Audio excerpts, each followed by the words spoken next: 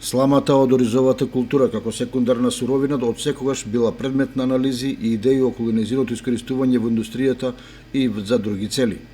Не случајно своевремено во Кочани била изградена единствената фабрика за производство на хартија и целулоза во рамките на поранешна СФРЈ, која базирала токму на сламата како суровина. Во поново време се покренувани неколку иницијативи за нејзино искористување како енергенс кој би и донел повеќе придобивки на општината.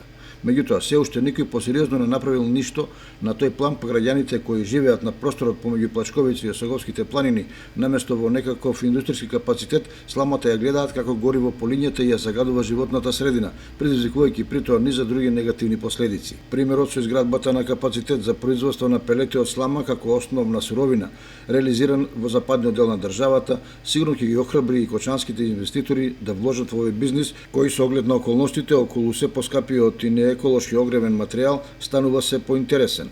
Впрочем, во минатата година затоплувањето со пелети започна да го субвенционира државата, што е значајна стимулативна мерка.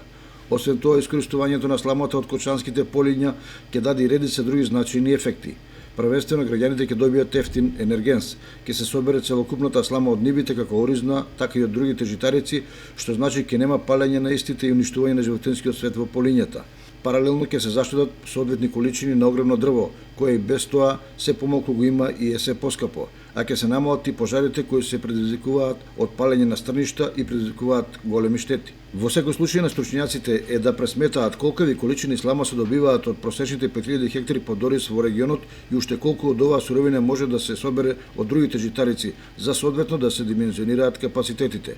При тоа не треба да се заборави на лушпата која се добива при преработката на арпата, како и на секундарните суровини од другите земјоделски култури, кои можат да се искористат за производство на пелети.